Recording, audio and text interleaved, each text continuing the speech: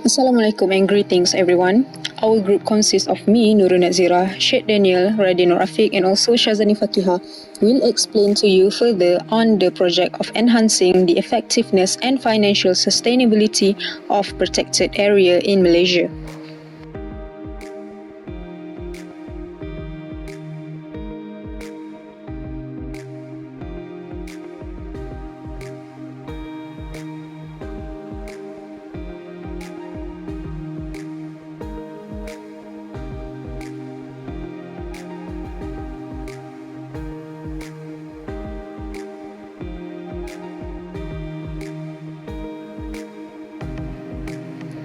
The manager of this project is Ms. Gan Pek Chuan that had been started since July 2012 and finished on June 2019. The focusing area of the project is on environment and energy. The objective of this project itself is to establish a performance-based financing structure to support effective protected area system management in Peninsular Malaysia. The total allocated budget for this project has been given at $19 million, where this had been funded by the Global Environment Facility GEF, Target for Resources Assignment from the Core System TRAC, and also from the government. The partner of implementing this project is Ministry of Natural Resources and Environment NRE, whilst the responsible partner is Department of Wildlife and National Park DWNP.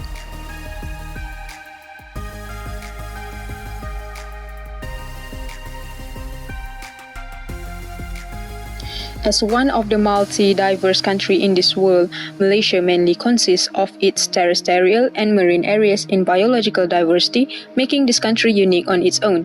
In order to preserve the remarkable flora and fauna that coexist in this nation, Malaysia initiated the Network of Protected Areas, or PAs, to cover for approximately 12,500 flora species and 1,595 of fauna.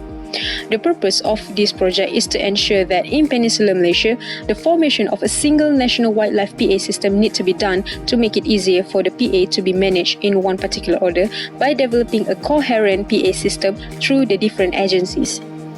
This project also crafted to brush up the quality of life and strengthening sustainable growth through the conservation of biodiversity and natural resources of the earth.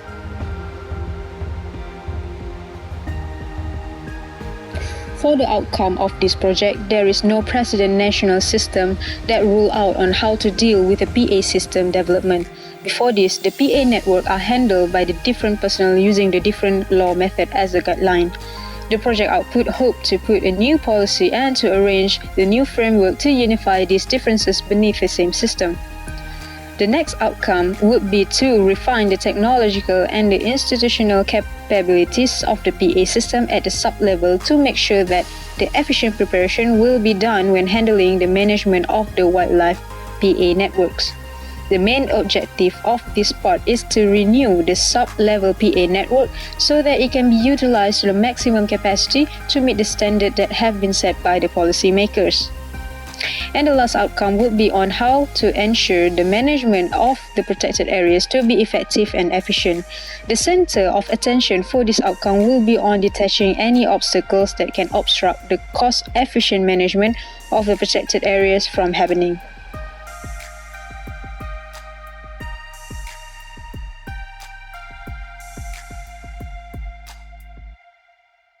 The first problem in enhancing effectiveness and financial sustainability of protected areas in Malaysia is land encroachment and illegal logging. Protected areas are at most risk to illegal logging when the boundary or borders of the protected areas are not clear, very low monitoring and less enforcement are being done, and high accessibility towards the protected area.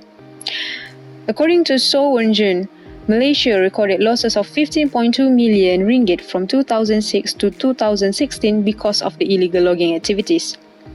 The second problem that the authors have given in this project report is poaching and illegal wildlife trade. The group that has been the biggest problem for poaching and wildlife trade is the organized and systematic one where they make millions of profit from hunting and poaching animals in the protected areas. According to Bernama, 82 illegal hunters were captured by Perhilitan last year. This is a big number even though only one government agency were doing the enforcement.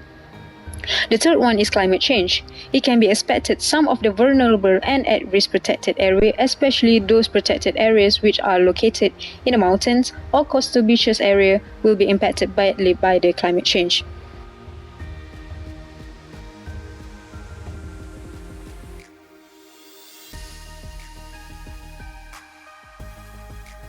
In risk management, the project manager should foresee what would happen throughout their project. This could help them to eliminate the risk so that the project could run smoothly. In this risk management, they also give the rating to the risk based on the risk itself. One of the risks is federal government agencies are reluctant to develop a particular budget line item for domestic PA system. The rating is medium. To tackle the risk, the project manager come out with the decision which this part will be concerning and focusing the resources on state level government. This is because the land concerned is within their jurisdiction. By using state argument, it could take effect on both federal and community level. This also applies to other risk management as well.